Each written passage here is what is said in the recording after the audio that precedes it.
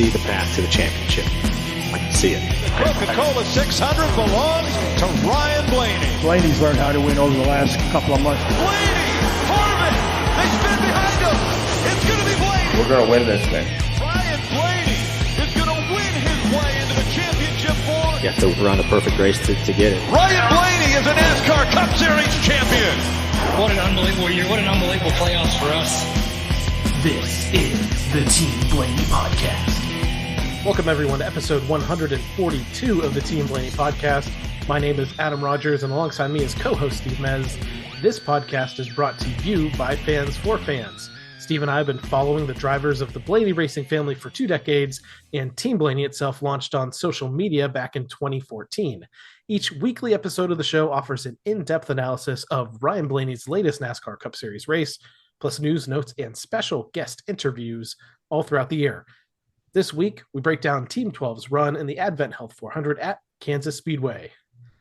Steve, welcome back for another episode of the Team Blaney Podcast. And it looks like you and Kate have made it back safe and sound from Kansas Speedway. First time there. How was that? Highly recommend.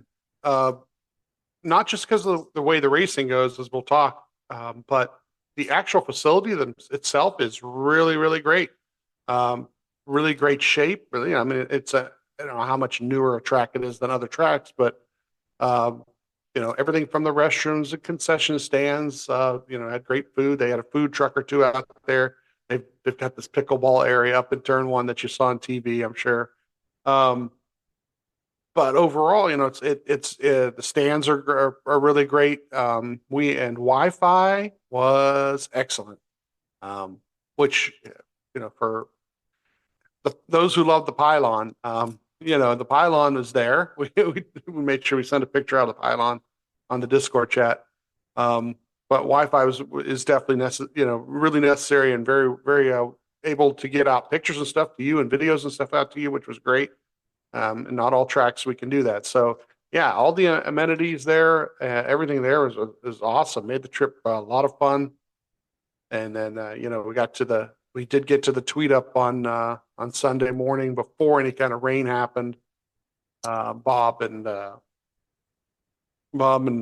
Jeff Gluck ran the tweet up and had a pretty good time there. Got to listen to some great stuff, and actually got to talk to a couple people. I want to bring that up too, real quick. Is talk to Alex from the Gay Racing Pod, and then of course Eric Eastep was there from Out of the Groove. And those guys, gave me a couple minutes of their time. It was great. I got to learn some things from them about what they do and how they do it. Both their podcasts are heavy into YouTube, but they tape them on Monday, and they have them out by Tuesday or late Monday. Even I think they might even be out as we're recording. So if you get a chance to check those guys out, Alex. I think they cover all motorsports because his expertise was IndyCar. When talking to some of the people there, he really, really could tell you a lot of different things about some of the IndyCar drivers and what's going on behind the scenes in IndyCar. And like I said, Eric's gotten to be, pretty popular. People really know him really well. It was funny because he is a Blaney fan, and he's talking to me about that. He says his dad and him both follow Ryan, right? And he says, "Yeah, I've kind of turned my dad onto you guys' podcast." He says. So I guess Eric's dad's listening. So if he listens in, how you doing? I'm awesome. Glad you're listening. Hope you enjoy what we do. And then so the weekend itself went pretty well, except for when the weather hit. The weather was weird. It was like leading into the week, it was like looked okay. Then it started to look really bad. And then I think even maybe I jinxed it for you. I think Friday or Saturday I said, "Hey, the forecast is starting to look great." And I gave it whatever it got to that 20% or whatever showed up. Yeah, it backed off to like 20%, and then it was really a weird radar because those of us from the East Coast are used to things moving from west to east or southwest toward the northeast or northwest into the down across, And this storm came straight from the south up toward the track, and it kind of was dissipating as it was getting to the track. And so for the most part, but then you could feel the temperature drop. And when you felt the temperature drop, we were actually sitting, we had gotten to our seats and kind of took a set up position. We didn't really think it was going to rain, but as you look over across the track, over toward the backstretch, that was the south, and it was coming that way. There's a casino over in turn 2. It was coming right over the casino, and it just started a sprinkle, and then it just started to rain, and then the Adam Rogers Jet Dryer 500 started. God bless the guys in the Discord chat who just picked it up and ran with it on Twitter, because it was funny. But we actually ended up going back to the car. Parked a little bit of ways away, but decided, we're just going to go back there, hang out. We took an extra day off, so if we'd have had to be there today, we'd have been there today, and waited it out. And then all of a sudden, like, we're watching the Formula One race on our phone, and that's going great race. That was going well. We were like, hey, Max is not going to win one, and I think it was Taylor Kitchen at first one on Twitter that I saw. Drivers to their cars, and we just jumped up, and it was kind of cool because some people had left. I think it was 4:30 local time, so but when they made that announcement, and like I said, some people left because I don't think they could have stayed all day to watch the race or whatever if it was going to take place later. And so I moved down parking wise way closer to the track, so when we got done, getting out of there was going to be even easier. But yeah, they made that announcement, and we hustled up and got in there, and I think we got set up by the time the anthem was playing, so it was perfect.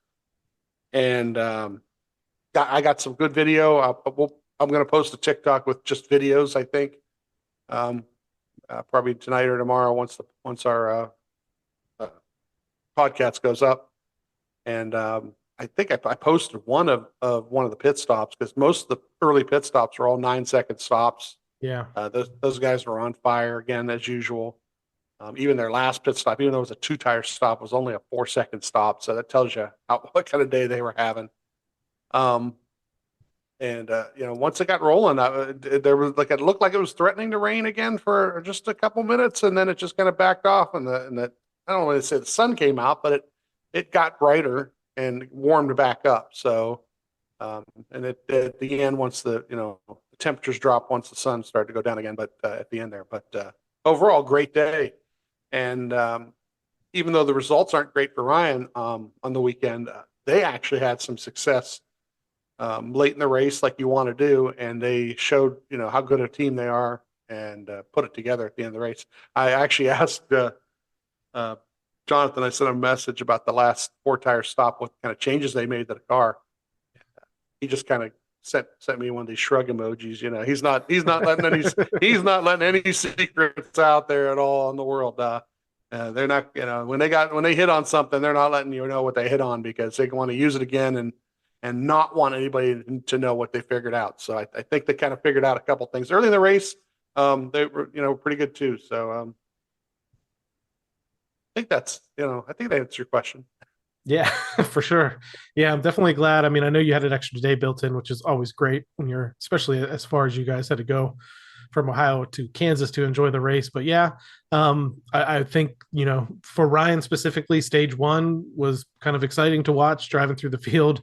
And then, that back half of stage 3, very exciting to watch him drive through the field, especially with what happens on actually the restart before the very long green flag run. He kind of gets shuffled back even further, and then slowly just passes everybody all the way through.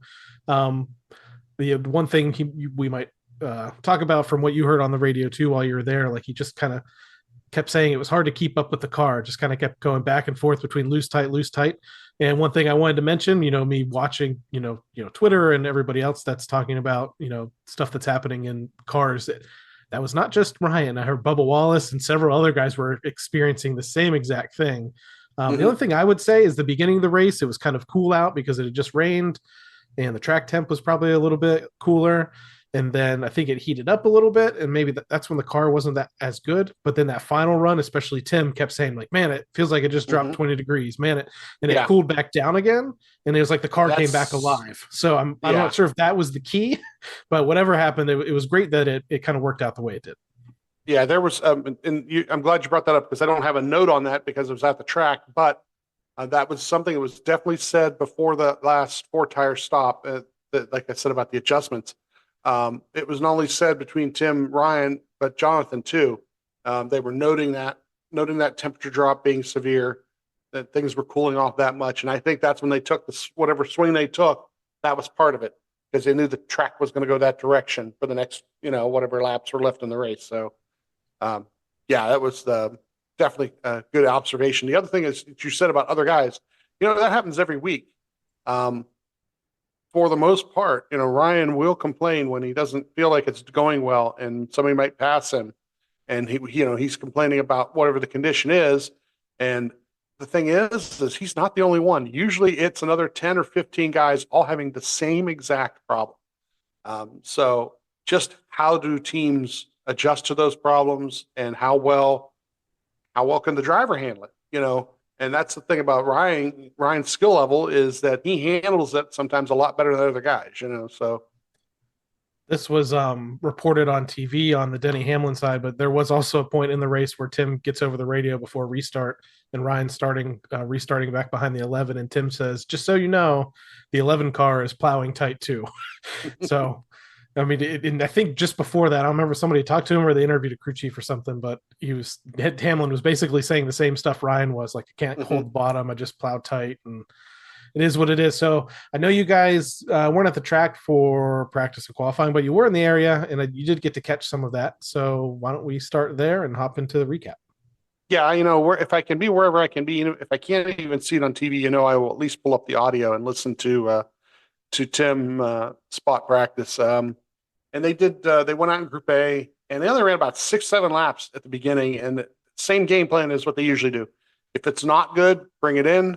If you're fine, then go ahead and run it out. And they brought it in, and they did some adjusting, and they went back out and ran some laps. And about 5 or 10 laps into the second run out there, the comment was they were running pretty competitive times with guys who have that many laps on their tires. So they seemed to find something to get it back to where it should be. But, by then the lap times weren't, real good. I think they ended up running 26 laps, and it was, I think 17th best individual time or something like that. So it was nothing to shout about.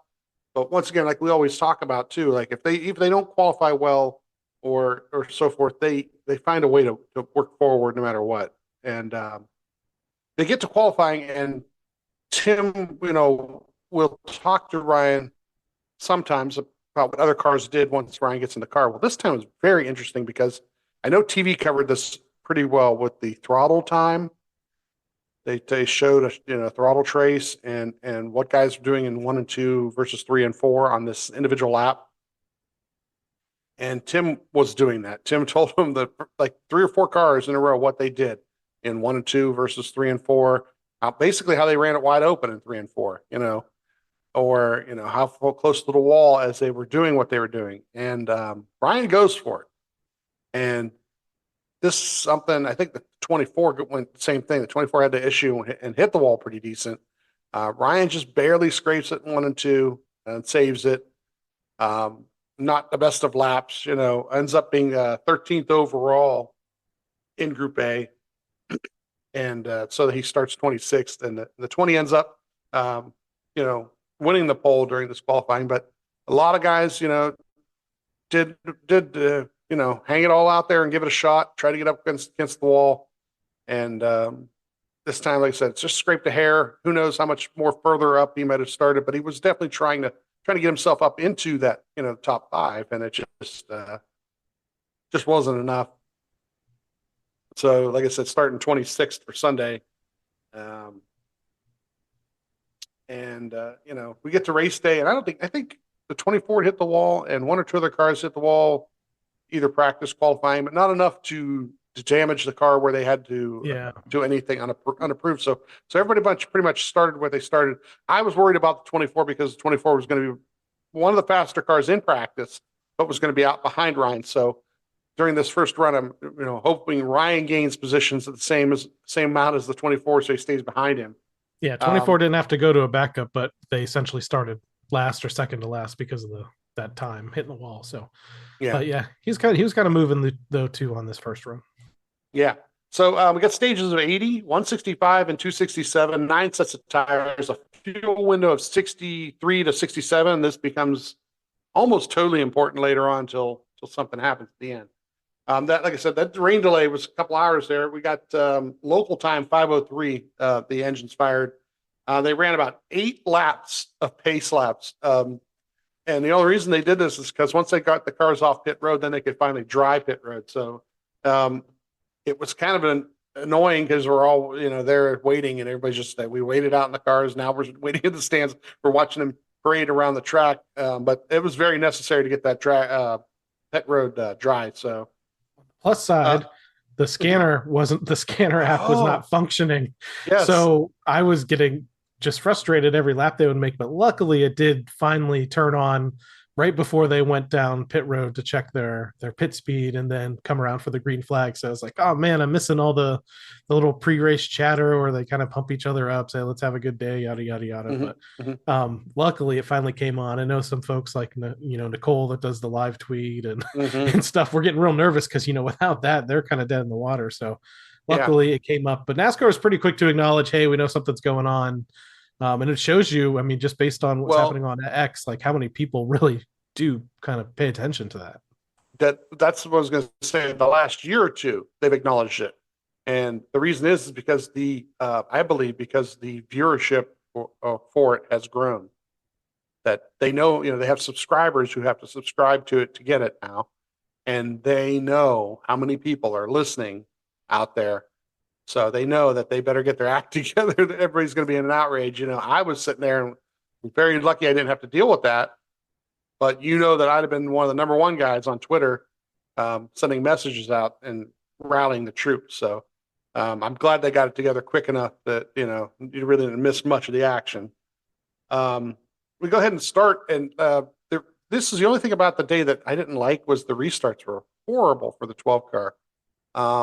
Just couldn't get it going. And then once they spread out, he was fine, maneuvering around guys. But literally by lap, like he would go forward and pass like 3 or 4 guys and move around and like would go to the bottom and then just boom, halt. It was just like anchor. Everybody would pass him on the outside. And but that's what was frustrating because you would think he was going to get a good restart and then it would just all go away. Yeah, it'd be like a lap or two later, it would just like got sucked backwards all of a sudden. By lap 2, he's back to 28th. And at lap 4, he does work his way up to 24th. At lap 8, passes the 43, gets to 23rd. Lap 9, passes the 4, gets to 22nd. By lap 10, he's up to 21st. So he's gained 5 spots already from the start. And that's all you really want to see is go forward. I was really thinking he was going to be a top 10 car by the end of the stage, but it doesn't quite shake out that way. By lap 12, up to 20th as he passes the 47 car. And at lap 17, he passes the the 14 and the 3 up to 18th. And, we're recounting Ryan. And during this, the 1 car and the 20 car going toe to toe and battling out front. TV had a lot of great coverage of battles for the lead during all this. And this is why the mile and a half are getting a good reputation, is because with this car, you cannot aero block as much as you can in a single lane racetrack, because this is 2 or 3 lanes. Guys can spread out, guys can run good lap times, whether it's up high or down low. And if they get to the turn and can do that, they can get that momentum together and make passes. So the really good cars can make their moves. And, it made the racing really, really good live, especially because there were so many battles out there. But TV was able to give you a ton of battles for the lead here from what I saw and what I heard. By lap 20, passed the 23 car up to 17th. Lap 22 passes the 22 car up to 16th. Now lap 31, the green flag pitting starts, and a couple laps later, Ryan comes in. He's 16th at the time he comes in and takes 4 tires, and it's a 9.11 stop. I believe this is the one I put up online on. I put it up on Instagram, Twitter, I think Facebook stories, and I always try to tag Ryan Flores because he loves to when they do good, he wants to let everybody know, and he will retag it for me or whatever, put it back out for me. So he did that, and we let people know that when you have success, you got to celebrate success, and they definitely right now are doing quite well. So lap 37, up to 14th here, and the 16 hadn't pitted yet at that point. At lap 43, the 9 passes Ryan, and he's back to 15th. And lap 48, 45 passes back to 16th now. And then, of course, the 16 fades backwards as he hasn't pitted yet, and Ryan passes him. Ryan's up to 15th there. And lap 60, we're up to 14th here. Lap 64, the 24 passes us, and we're back to 15th here. And Ryan, lap 78, gets passed by the 6. 6 car showed some great speed at different points of the race here. And Ryan is 16th, and then we get to the end of the stage. The 11 wins the stage, and Ryan ends up 16th at the end of the stage. So, 10 spots gained from the start of the race is pretty good way to go. And if you can do that in the next 2 stages again, you could be right up there in the mix. So, they do pit for 4 tires here at the stage break. Going in 16th, coming out 14th. Point that out too. Again, we gain spots on a green flag pit run. We gain spots on a yellow pit stop. And it was a 9.57. Once again, anything sub 10 is really, really good. 10 is probably like average for most of the teams. Then, sometimes you'll gain a spot or 2 based on somebody making a mistake too. So we got to restart lap 89 here, and we're racing with the 9 car. And this is that great video of the 17 going through the middle on that restart. Just threading the needle with all those guys. That was crazy to look at the video of that. Definitely want to know. I'm sure Penske had cameras all over that car and everything they could. Just want to know what 17 had something. The 6 showed some little flashes of brilliance, but the 17, I mean, there's points later on where he even gets a pit penalty and has to start all the way in the back, and through a variety of circumstances ends up back up front again. But that car, much like Ryan, I would say like the Coke 600, like had a lot of speed when a lot of Fords didn't necessarily have that speed. I got to wonder, I mean, this is something that I hear on the scanner from Ryan sometimes about horsepower type things. And of course, we're hearing about the new body style this year, okay, with all the Fords. And everybody's panicking because the Fords haven't won yet. And we all know that we got to really be running well by the end of the year, more than anything else. Get yourself into the playoffs, to make the moves in the playoffs, and max out at the end. But is it an aero issue with these cars? And some teams have learned how to adjust to that aero issue, or is it a horsepower issue? And the tuners at different teams have done some things, because sometimes I feel like these restarts are an issue with the horsepower, not with the car. Sometimes I feel like that, because that seems like once the car has wound up after a couple of laps, and then, everything just kind of kicks in. Or it seems like the throttle, when he picks up the throttle, necessarily doesn't pick up as well as the Chevys do. So I just kind of wonder like how that works, and maybe we'll have to find somebody because I don't know if the teams will really tell you much either. Because if they gain something on somebody, they really don't want anybody else to know what they've gained or how they've gained to do it. But I would be interested to find out, like, where is the real issue? Because Ryan at the end of last week's race said that on the radio. He says, we know where what that is the way he kind of put it, which is very vague, but they know where they're having an issue on something and they're trying to work on it. And it would be kind of interesting to know what it is. But like I said, these teams aren't going to let each other know, even within the camp of manufacturer camp, what's going on at front row, or what's going on at RFK, or what's going on with Stuart Haas. They're not going to let Penske know, if they found something. So we get to lap 93. Ryan is running about 17th at this point, and from lap 93 to lap 114, here's that stretch during the middle of the race where things do kind of level out, and he runs 17 pretty much that whole time. And it was really interesting because on the restart there, he gets to battling with the 9 car, and this the 9 car, I don't know what it was, but something happened between Ryan and Chase. And if you're listening to in-car, he says something about going down to Chase's spotter. Yeah, I don't know. Go talk to Trey. Go talk to Trey. Now, I don't know if did Trey screw something up, or is Trey telling Chase something to do or not do? But it really messed Ryan up to a point where he lost like 3 or 4 spots on that restart within a couple laps of that restart. And then that's when he ended up settling back into 17th. And it really kind of screwed up that point of the race for Ryan. I think he might have gotten himself closer to the top 10 if he didn't have that issue. And almost, I think they almost kind of wrecked, really. They didn't touch each other, but they almost did. We get green flag stops at lap 115 here. 4-tire stop here, green flag pit stop, 9.44. And once the cycle completes, he's gained a spot or two. He's up to 16th at the end of the cycle here. At lap 146, we're back to 17th here. And then at lap 165, the 17 win stage, June Ryan is in 17th. And they, at this point, this is kind of like where I lost some notes here, and we're going to kind of wing it a little bit. But at this point, they do have a 10.87 pit stop. So they don't really lose any spots there. And they restart at lap 173. And this is this is where this is the Jimmy Johnson incident, correct? 173, yes. Yeah.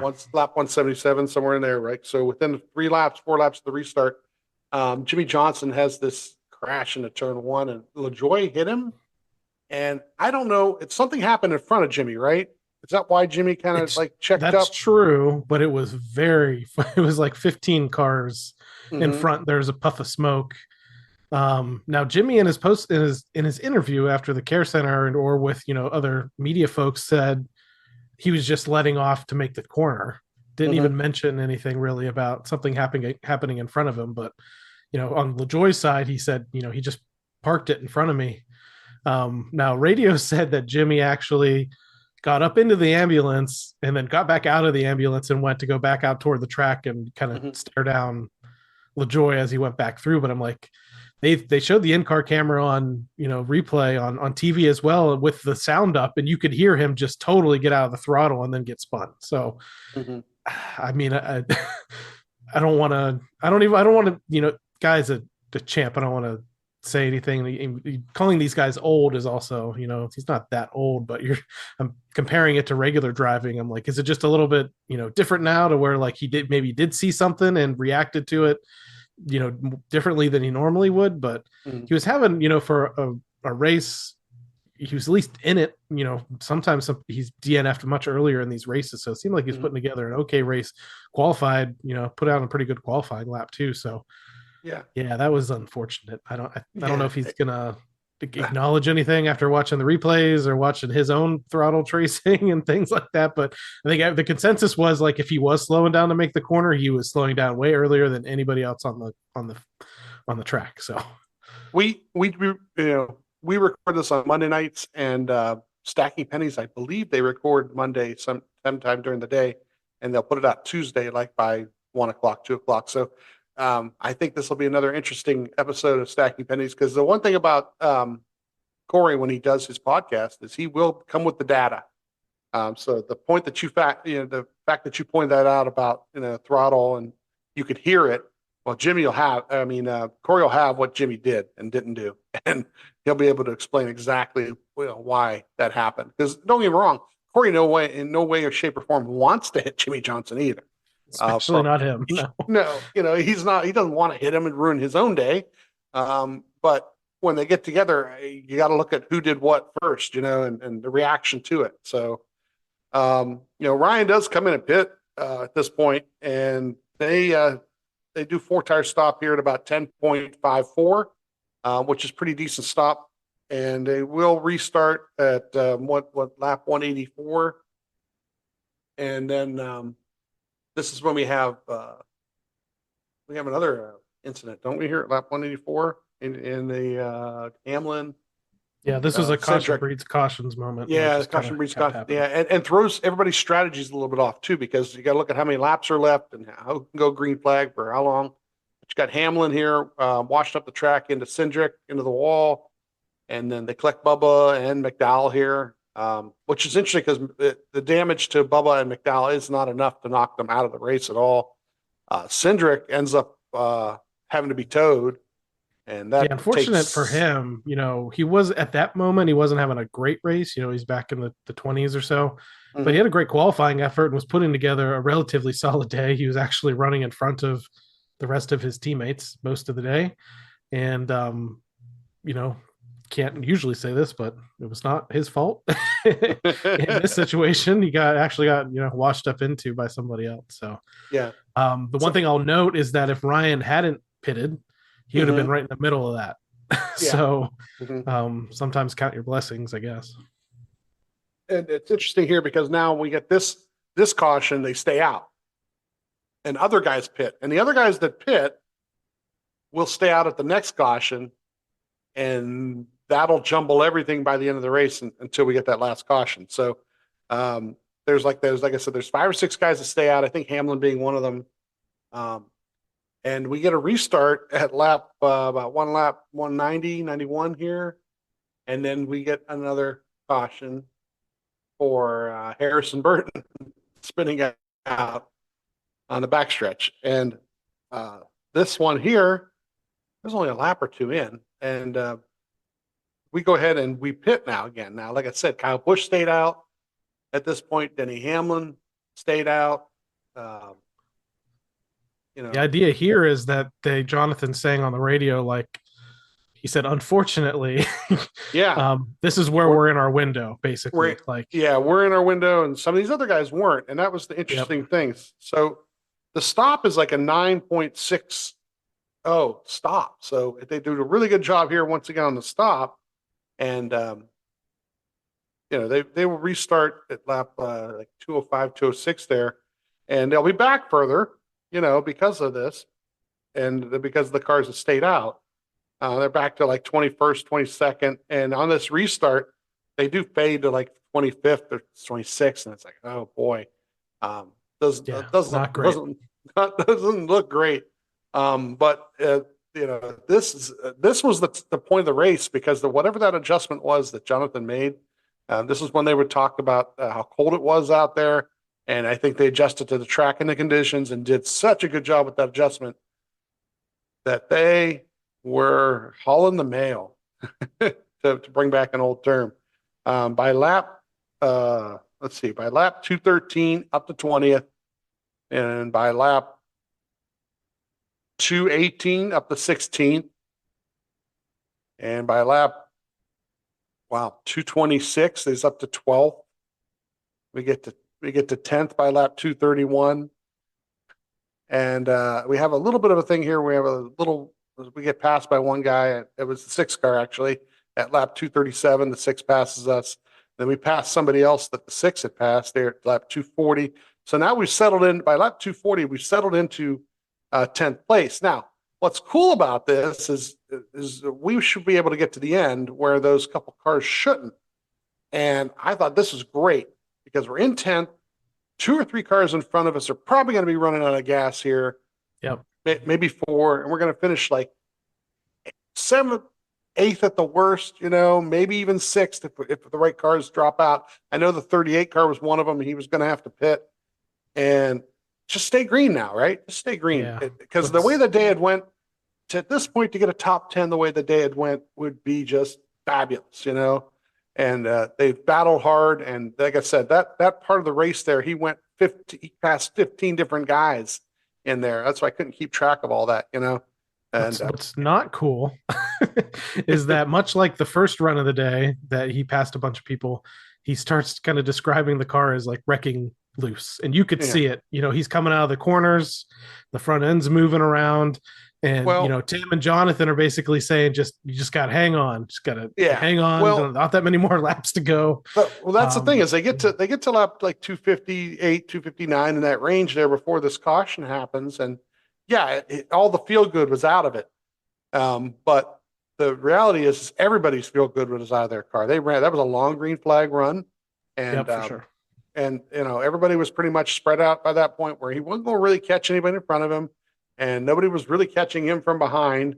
Like I said, at this point, if it goes the rest of the way, it goes that last however many over lap 260 when the caution happens, I think, we get those last 7 laps in, within those 7 laps, 4 or 5 cars were going to have to pit.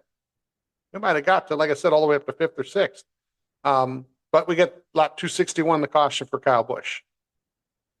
And now everybody's on this. Okay, well, what do we do and how do we do it? And they called Wrangler, right? Wrangler was the call.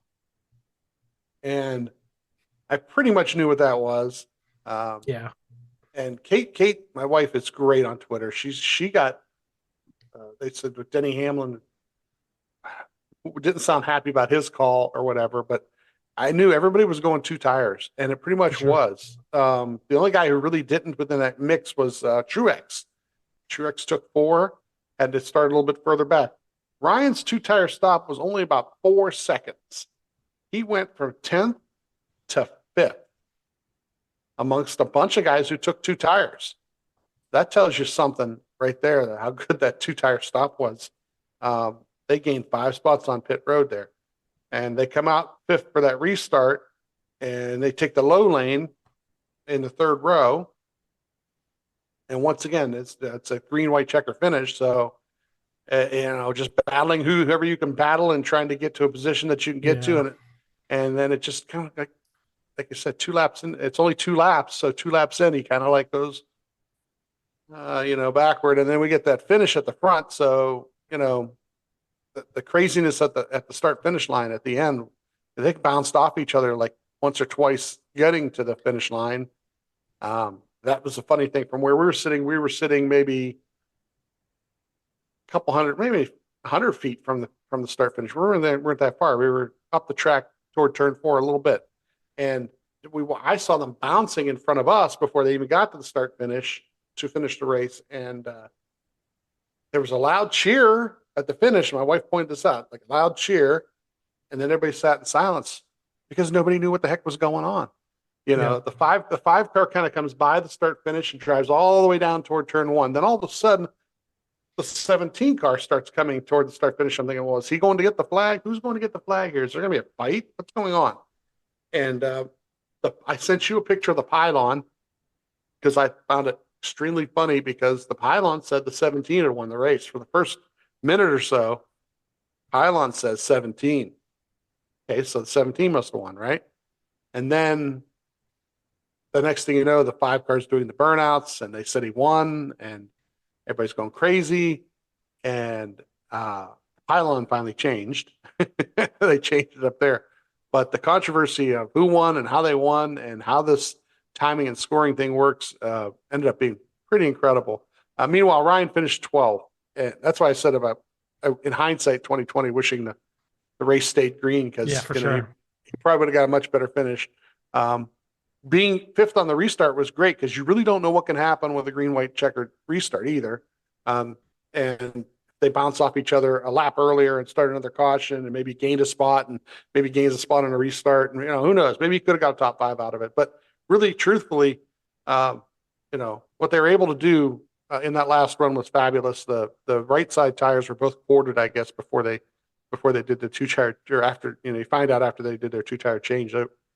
He did all that on some really bad tires at the end. But the finish was spectacular, and I guess TV did a pretty good job of quickly they got to it. I mean, really wasn't at the track. It seemed like a long time. It seemed like, oh, who won?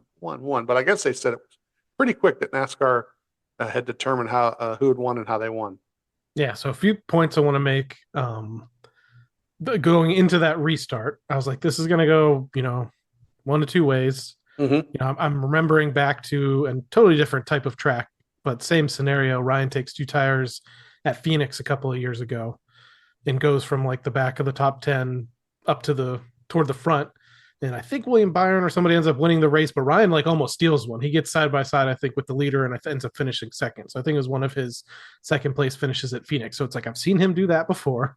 So I'm like, maybe he steals one here. Maybe a couple of guys in the front, run each other up into the wall, and he can shoot down low and get a great finish out of this, or steal the race. I was like, the other thing though, remembering all race long, he just gets eaten up on restarts. And unfortunately, that's what happens here. He basically gets split and just is going back through the middle, or I don't even want to call it the sucker hole in this point. Just people are passing him on either side.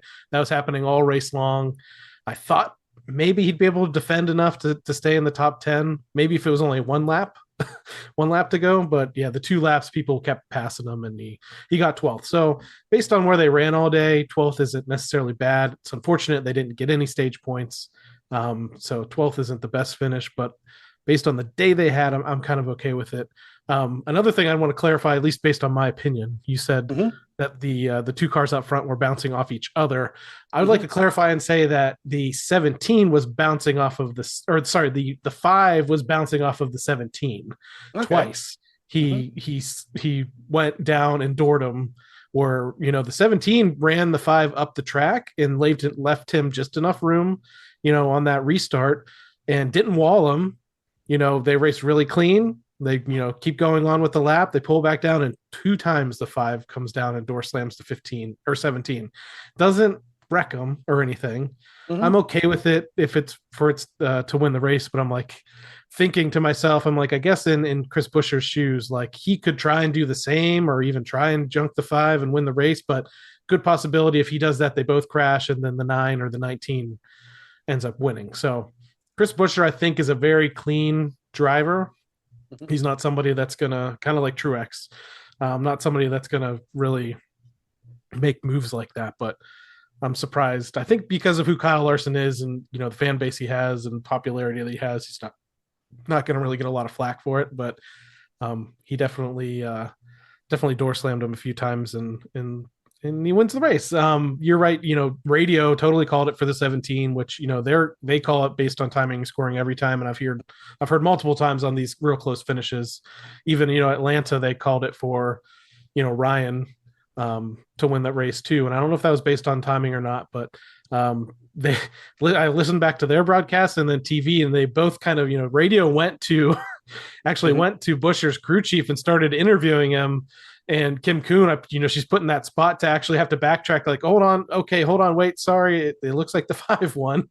Then they had to swap over, I think, to Steve Post or somebody over with the 5 crew chief, who's kind of in shock that after already coming on the radio and telling Kyle, no, we didn't win, we didn't get it, having now to tell him that they won. So Jeff Gluck, if you are still confused by this finish or upset by this finish and how it was decided, did a really good explanation on, I think, all of his social platforms on how NASCAR decides these races. And, long story short is the transponders are pretty accurate, but they are not accurate enough in an instance where, these guys almost finish in a dead heat. This ends up going down as the closest finish in NASCAR history, which we've been chasing forever since Kurt Busch and Ricky Craven at Darlington. So they go to this high-speed camera. It was fun. They talked about very similar technology to what they used the day before at the Kentucky Derby as well. And somebody fun thing they pointed out at the Derby, nobody had any controversial problems with that. And and they pointed out that at the Derby, they don't even have a line painted on the ground. And that's kind of actually how NASCAR really, they have the line on the track, which there's a whole controversy over how it was painted. But in reality, they base it solely off of these high-speed cameras and basically a laser line that it focuses on. And that's, I told Steve before we even started recording, I'm like, if NASCAR decided to put that camera a foot before the painted start and finish line, no matter what, that's still going to be, what they choose as to where the race starts and where it ends. So I think Bob Pockris had some good explanations up there as well. God help us if, a handful of other drivers I can think of off the top of my head had won that race and it was in this fashion. All the conspiracy theories that would be thrown out there. We're only getting a few from people that don't like Hendrick Motorsports. But man, I'm just thinking 1 or 2 drivers out there off the top of my head, if they had won this race, I think the world would have melted down.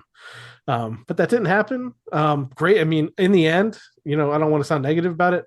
Unbelievable race. Start to finish. I said to you, maybe a little bit of stage 2 spread out a little bit and wasn't as exciting, but the Ross Chastain and Bell battle at the beginning, then you have Hamlin and Larson. These guys were tracking each other down. The way this racing goes, if you get to racing a guy at Kansas, the guy behind you, the 2 of you, is going to start to catch up, and then all of a sudden it's a 3-way battle. You really can't ask for more. And I don't know why people were surprised. Kansas has been like this since even before the next gen era. It was one of the best mile and a half tracks, up there with Homestead, I would say. in the next gen era, it might be the best mile and a half track. And honestly, I think that's why you and Kate, had this one on your list for this year. Yeah, like I said earlier, the mile and a halfs are become better with this car because you can race more than one lane on a mile and a half. And so the air blocking that these guys were doing at Dover or doing other places on the short tracks, it doesn't come into prominence as much because you cannot block 3 or 4 lanes going into a turn. You can, on the other tracks, you only have a lane to a lane and a half. That's why I always talk about whether or not the track is going to widen out during the race, because that's the only thing that's going to keep them from being able to really effectively aero block each other. So the mile and a halfs that you have more than one lane, like Kansas, you get to see some action, and you guys can get momentum, they can get runs, and even if the fall off isn't great on a tire, you're still going to see that the adjustments are going to, a tenth to 2/10 of a second faster can actually get to somebody and pass them. Whereas on, like I said, we'll go back to Dover. You might have been a 2/10 faster than the guy, but every time you went into turn one, he went to that same lane, and you couldn't do nothing. So like I said, at Kansas, it was a lot of fun to watch as Ryan went into a turn. If he went high, he was going to be able to, to keep his momentum and come off that turn. And turns 3 and 4 were some of the most spectacular stuff I saw all weekend. Turns 3 and 4, he would come up, he would run down low and come up in front of a guy, and Tim would have this way of clearing him, clear, take it, he would say. And as he was saying that, Ryan would get that run, get up in front of the car he had just passed, and get a little bit of a push from that car going down the front stretch, getting a little momentum going toward the next thing. So, definitely fun to watch the momentum racing and being able to actually pass each other. So one last thing to kind of recap for this race specifically is the point standing situation. We actually move up a position this week in points from 7th to 6th position, but we lose some points along the way. So at this point, 100 points back of the leader, who is Kyle Larson. What do you think about where the 12 team is in points at this point of the year? That's spectacular to actually gain a spot without having to gain any stage points during the day. But the truth is you're still going to win one here in the next month and a half. Try to win one before the playoffs so you're in some position. So you get some sort of points advantage coming from playoff time too. You want to get those 5 bonus points for a win. So, but this is about the same point they were last year at this time. Having some decent finishes, having some decent runs, having a week or two where they were off a little bit. So once again, let's just start clicking like we did last year. Let's get to the next couple races and see what we can do and pull off. His post-race statement he put out on Monday was pretty optimistic about this week coming up, that they'll be ready for Darlington. So hopefully everybody will be ready for Darlington this weekend, and they'll get to see some good racing. So the race winner from this week at Kansas, Kyle Larson, is leading the point standings. I believe I saw a stat where it's the 5th straight week Larson has led the standings. So he's in first. Martin Truex Jr. is in second. Chase Elliott third. Denny Hamlin fourth. Tyler Reddick is in fifth. Ryan Blaney in sixth. Again, 100 points back of the leader. Seventh is William Byron. He dropped a spot. Eighth is Ty Gibbs. Ninth is Alex Bowman. And 10th is Ross Chastain. Again, Ryan, the only Ford Blue Oval in the top 10, though Chris Buescher, with the run that he had on Sunday, did move up 3 positions to the 11th position. So a couple more Fords creeping in there. Chase Briscoe, Brad Keselowski are the only other Fords in the top 15. So like you said, I'm a little optimistic too. They went in and they ended up winning the Coke 600 last year and then actually kind of went back into another slump. But right before playoff time, they found something, and then we know the rest is history. And we've got lots of championship hats and banners and diecasts and T-shirts to show of it now. So anything can happen the rest of the way. So that's pretty much the wrap up of the on-track action from Kansas. But we do have to go ahead and give a recap of the Team Blaney NASCAR Fantasy Live League. And I have to tell you, I was pretty optimistic. I'm like, man, I had all the 2311 guys. I had Hamlin, all these people that have been fast there. and I actually won the last 4 races there. I had Kyle Larson, I think, in the garage just in case because I knew he'd be fast. I'm like, there's no way I'm going to have a bad day. And still, somehow, I did. Finished 50th overall in the league with 187 total points. And my starters were Chase Elliott, got me 35. Tyler Reddick got me a disappointing 20 points. Kyle Larson, the winner, got me 57. That was great. Denny Hamlin ran really, really strong. Got me 50 points. Ty Gibbs underwhelmed me. I don't know why. I just thought maybe this might be the week where he could shine. Unfortunately, 15 points. And Bubba Wallace, after that incident in the race, I actually swapped him. I think Larson was in the garage. So I swapped him and Larson, put Bubba in the garage. That was a good decision because Bubba only ended up with 20 place points. So featured matchups of where I struggled. I picked Hamlin over Larson. I really thought Hamlin was going to win this race going into the weekend. I thought that team had a ton of momentum. And by the way they raced the first half of the race, I thought for sure he was going to go to victory lane. That didn't work. So Hamlin over Larson, that was wrong. I picked Wallace over Elliott. That was wrong. I picked Bell over Reddick. That was the only one I got right. And I picked William Byron over Truex, and that was wrong as well. I think Byron had moved up into the top 10 towards the end of the race, but something happened to him too in that last sequence. He dropped a bunch of spots to finish 23rd. So again, 187 points total, 50th. But I had a great couple of weeks in a row, and you had not been doing so well, but you bounced back for sure this week at Kansas. Yeah. Let's see here. Bell, Chastain, Larson, Elliott, Gregson. Oh, wait a minute. That's not my team. That was my wife's team. I'm sorry. We'll talk about that in a minute. I had Bell, Larson, Chase Elliott, Denny Hamlin, and Reddick, and Logano in the garage. So actually, I did pretty decent here. The matchups, I had Larson over Hamlin. That was right. I had Chase over Bubba. That was right. I had Reddick over Bell. I thought the 23-11 guys were going to do. So I messed that one up. I had Byron over Truex. I thought that even though he was in the back, he was going to come to the front, and that didn't really happen for him either. So I lost about 20 points there. Like I said, as we go through the top 10 here, we can talk about how the household did as a whole, though. So I was 50th. You end up 15th overall, Mez 12 with 220 points total. We start off our top 10, which actually starts with a 3-way tie for 9th. Hashtag LGM, Cool Guy 2K, and Blaney 10 tied for 9th with 228 points. 8th is Maniacal, 229.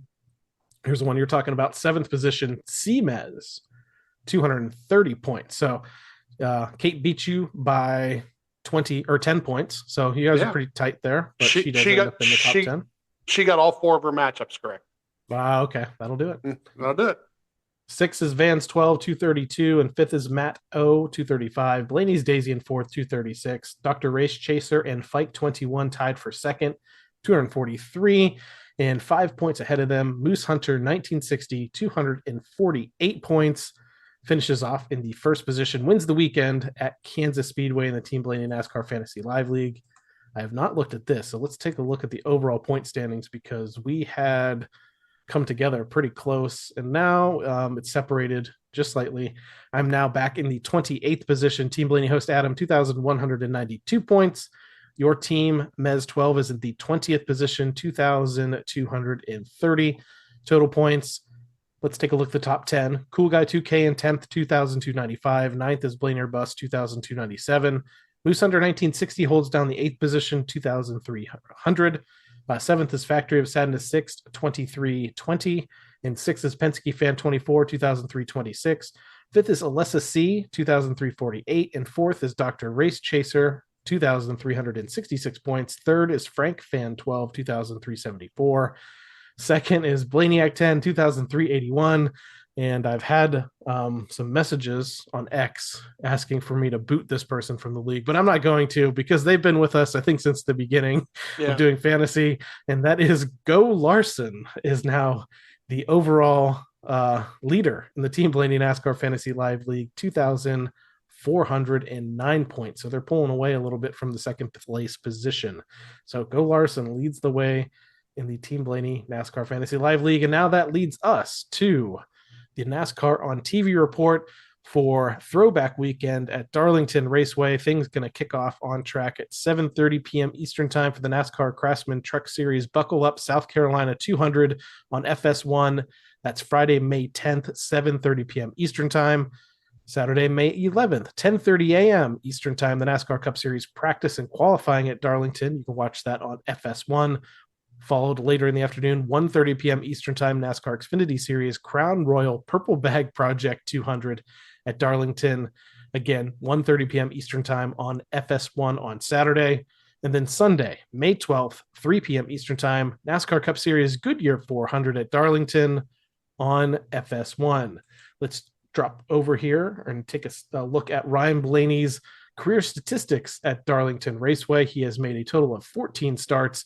He has an average start of 9.9, average finish of 17.2, no DNFs, 3 top 10 finishes, no top 5. So historically, it was definitely not one of his strongest tracks, but I will say he's trending much better. Going back to 2021, when he actually sat on the pole, but I'm not sure if that might have been one of those.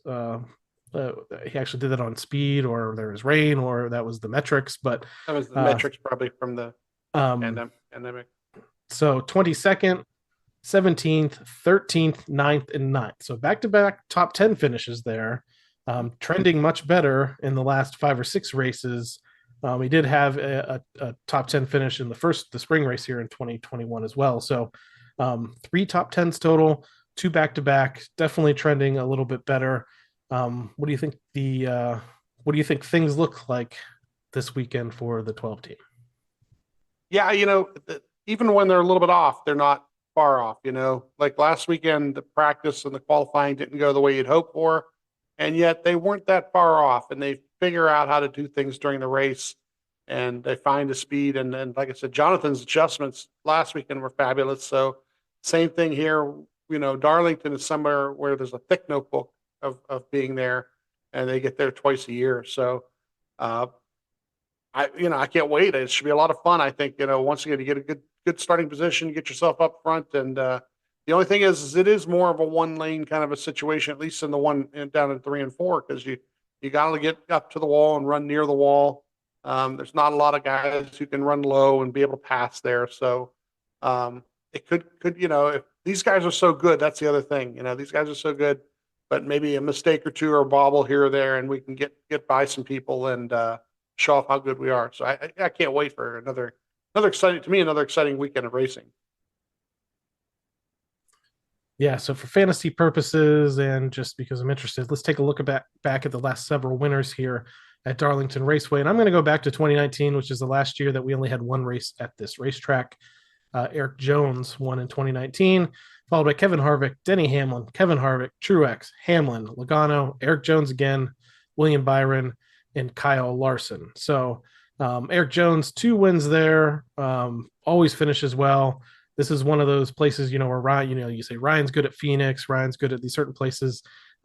Darlington is the track for Eric Jones. He would be coming off of injury here. He's been held out the last couple of weeks, but he is medically cleared to return and should be doing that this weekend. So fantasy purposes, if it's definitely probably somebody you haven't used a lot, you might want to see what he does in practice and qualifying, but you might want to flirt with picking Eric Jones in your lineup. Can't go wrong with Denny Hamlin. They're not the same car, but he runs really well there all the time in the Xfinity series. I don't know if this is one of the ones he's going to run, but he always runs an Xfinity race there every year. Has won multiple times here in the Cup Series. But then you have the Hendrick cars. Byron and Larson have won the last 2 races here at Phoenix. They did that in 2023. Can't go wrong with picking William Byron, Kyle Larson. I'd argue, Chase Elliott's kind of on a hot streak here. Finished well this past weekend, top 3 in points. He's somebody to look at. Ryan's one of those people I might maybe put him in the garage, but unless he really shows out in practice and qualifying. But I'm going to assume you two are going to wait and watch that practice session just to kind of see. Really want to see practice to see who's kind of like locked in, who's, and who has to adjust a lot, because early in, being able to be locked in early into the race, and then weather conditions too. This is one of those tracks too, where if it's warm, it's slicker, and it just, and if it's slicker, it's a lot more fun. You get more tire wear, and you get more action down in 3 and 4. So yeah, I just can't wait to see what all that brings over the weekend. So again, if you want to tune in this weekend, Darlington Raceway, catch a Truck Series race on Friday at 7:30 p.m. on FS1. Cup qualifying and practice 10:30 a.m. Eastern time on Saturday on FS1. The NASCAR Cup Series Goodyear 400 at Darlington, 3 p.m. Eastern time Sunday, May 12th, also on FS1. And if you're in the area out at the track and you have some time, stop by the Raceway Grill for a little meal out there. Historic little restaurant out there outside one of the turns. Kind of a cool place to check out. Yeah, the Josh Williams that turned me on to that place. A lot of the guys like to go there and have a meal during the weekend. Hey, I do want to say thanks to John Belgium 64 on Twitter. He stopped by during the rain delay. He come down and he said hi. I was trying to get together with Tony Bears on one other Ryan fan that was there this weekend, but I just couldn't get that together. Like I said, the one place to always catch me if I'm at the track is at the Tweet Up, because we try to make a point of getting to the Tweet Up. So if you're at a track like you're going to be in a couple of weeks there, I don't know. It's hard sometimes to get to the Tweet Up too, depending on what time you're coming in and stuff like that too, because it's kind of an early in the day kind of thing. But I'm so glad those guys wanted to get together, say hi, and I do thank John for coming down and talking for a little bit there when he could. I think he drove all the way in from Oklahoma or something like that. So those guys did some traveling to get there too. That's really cool. That's one of the coolest parts, honestly, about doing this is getting to meet folks that follow us and listen to us, week in, week out. Always good to see those folks and kind of appreciate the fact that, there are people that tune in every single week and kind of enjoy the content that we bring them. So one last thing just to wrap up about Darlington, and maybe it's not the most exciting thing, is the fact that it's getting closer and closer to the race, and it does not seem like we're going to have a throwback paint scheme this weekend, unless they surprise us with something. It's Maytag and Menards, which Maytag and Menards has done a throwback in the past. I think it was a throwback to a Paul Menard card or something. Or I saw a picture, something like that. But yeah, don't think we're getting something. I saw a picture or video from the shop today from somebody, and it was in the distance, but it looked like just a regular car with the blue hood on it. So I don't. No throwback scheme most likely this week unless we get some kind of crazy surprise. So unfortunate, not unfortunate, I don't know. I know some of them, are hit and miss. Ryan sent some really awesome ones. I think last year's was a throwback to Dave's sprint car, which I think was really awesome in theory. I don't know. Didn't necessarily translate that great to the car. So might have to wait another year and see what happens. But I think they would like to do, like he mentioned when we had him on last year, when we did your interview with him, he mentioned that he'd rather they just show up at the track with it. Yeah. Where nobody announces ahead of time. Everybody just show up, and then everybody just goes through the garage and, oh, look at that. And hey, what's that? What are you doing there? And see what's recognizable and see what they talk, to be able to talk about it that weekend itself. Some of these paint schemes are like, just unveilings last week and so forth. They don't really, I don't know. They really just didn't mess with it at all. So, if we don't get something cool this weekend, and again, I don't know for sure or anything, but Coke 600 the last few years has been a body armor car, and body armor tends to bring a new paint scheme to almost every race they enter in, and I think there's a good shot we're going to get something cool for this one. I don't know. There was a little murmur going about that. Remember when I was in Atlanta? They had that little thing set up out there with the remote control cars. Yeah. And somebody had one that was like a multicolored design of some sort. And I think it was after some sort of new flavor that might be coming out soon. So, if you go into our Discord chat, somebody had a picture or video of that in there, and you might want to.